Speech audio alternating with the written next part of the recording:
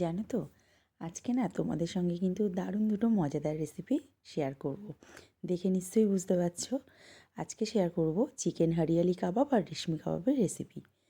তো এখানে দুটো রেসিপি বানানোর জন্য আমি এখানে একটা বলে নিয়েছি 700 গ্রাম মতন বোনলেস চিকেন, যেটা দিয়ে আমি রেশমি কাবাব বানাবো। আর এখানে নিয়েছি 500 গ্রাম মতন বোনলেস চিকেন, যেটা আমি বানাবো হরিয়ালি কাবাব। তো এটাকে আমি ভালো করে ধুয়ে পরিষ্কার করে নিয়েছি এবং যে এক্সট্রা যে চর্বিগুলো ছিল সেগুলোকে আমি কেটে বাদ দিয়ে দিয়েছি।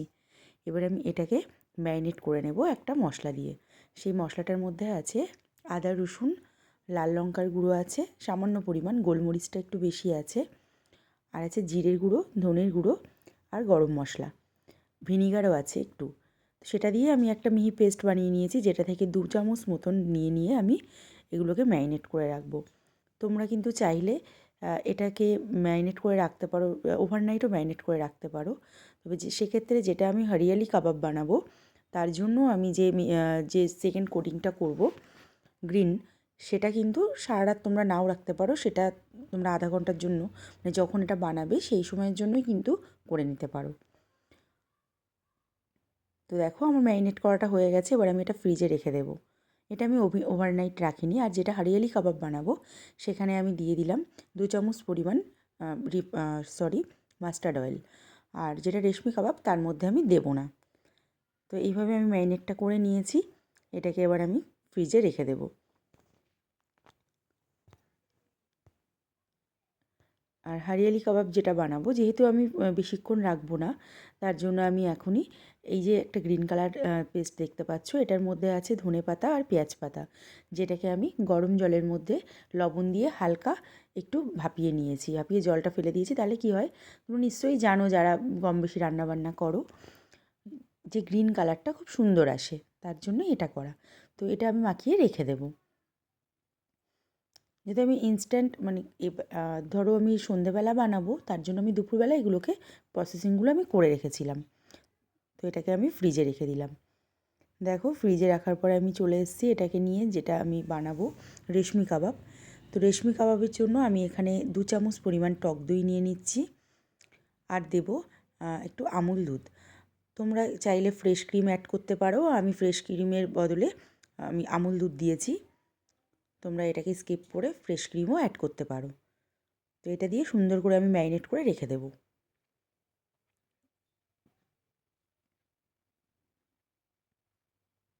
চলো এটাকে ম্যারিনেট করে নিই।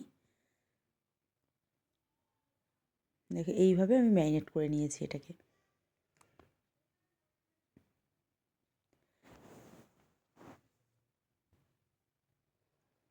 চলে এসেছি, এবার এটাকে রেডি করব।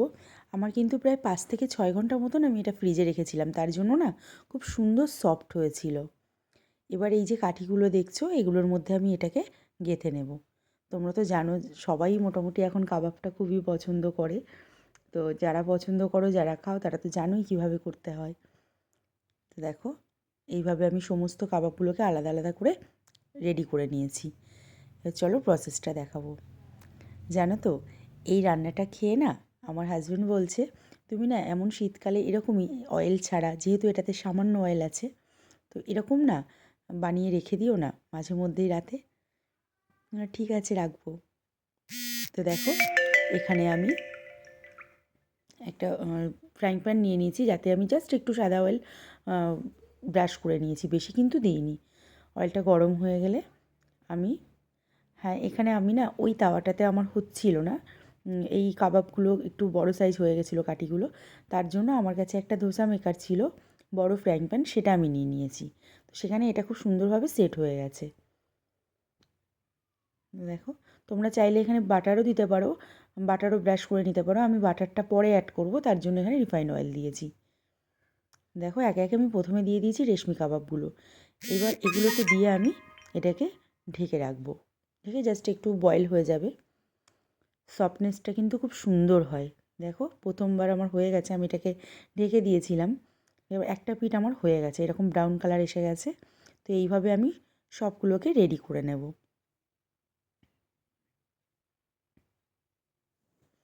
দেখো কি সুন্দর একটা কালার চলে এসছে।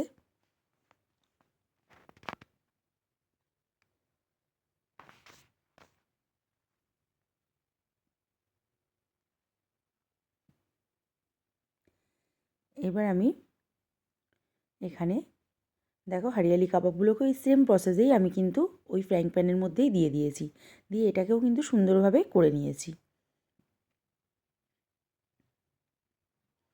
দেখো এগুলোও আমার প্রায় হয়ে গেছে, আর রেশমি কাবাবও রেডি হয়ে গেছে। এটা যেদিন বানিয়েছিলাম না, এটা আমার হাজব্যান্ডের বার্থডে ছিল, সেদিনই আমি এই আইটেমগুলো একসাথে বানিয়েছিলাম। আর জানো তো, অয়েলের বেশি গ্রেভি এরকম আইটেমের থেকে না, এরকম কম তেলে এই জিনিসগুলো খাওয়া কিন্তু হেলদিও, আর এটাতে যে অতটা এফেক্ট হয় তা নয়। চিকেন যেহেতু পছন্দ করি, তো চিকেনও খাবো, কিন্তু একটু হেলদিভাবে, তো সেটাই এটা। দেখো এবার আমি রুটি যেটাতে করি সেটার মধ্যেই আমি সেই জালতিটার মধ্যেই এগুলোকে একে একে স্মোকি ফ্লেভার দেওয়ার জন্য আমি এগুলোকে দিয়ে দিচ্ছি। আমার না মাইক্রো ওভেনে এগুলো তোমরা করতে পারো, অনেকেই করে, আমি একবার করেছিলাম, আমার ঠিক না অতটা ভালো লাগেনি। তার জন্য আমি এইভাবেই কমফোর্টেবল, এভাবে করলে একটু বেশিই ভালো লাগে আমার কাছে। দেখো এরকম দুভাবে আমি দুটো বোলের মধ্যে চিকেনগুলোকে নিয়ে নিয়েছি। এবার সরি, এখন তো আর চিকেন নেই, এখন এগুলো কাবাব হয়ে গেছে। তো কাবাবগুলোকে নিয়ে নিয়েছি, দিয়ে দিচ্ছি 2 চামচ পরিমাণে বাটার, 2-3 চামচ তোমরা যেমন যেরকম খাবে দিয়ে দিতে পারো। বাটারটা দিয়ে দিলাম, আর দিয়ে দেবো একটু বিট লবণ আর গোলমরিচের গুঁড়ো।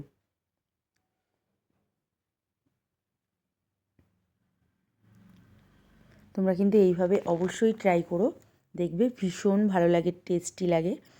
আর জানো তো, আমার হাজব্যান্ড কিন্তু একদমই এই সলিড চিকেনগুলো একদম পছন্দ করে না, আর কিন্তু এটা যখন দিয়েছি ও কিন্তু না করেনি, এবং আবারও চেয়েছে যে এগুলো বানিয়ে রাখার জন্য। তো বুঝতেই পারছো কতটা টেস্টি হয়েছে। আর এরকমভাবে খাটাখাটনি করে বানানোর পর এই যে হাসিটা মুখের, আর এই যে ভালো লাগা, এটাই কিন্তু অনেকটা শান্তি দেয় মনে। তোমরা যারা আমাদের মতো রান্নাবান্না করতে ভালোবাসো আমার মতন, তারা নিশ্চয়ই জানো যে রান্না খেয়ে যদি কেউ প্রশংসা করে, তার থেকে বড় শান্তির আর কিছু হয় না। দেখো কী সুন্দর কাবাবগুলো জুসি হয়েছে। তোমরা কিন্তু এরকমভাবে অবশ্যই ট্রাই করো। দেখা হবে অন্য ভিডিওয়। টাটা।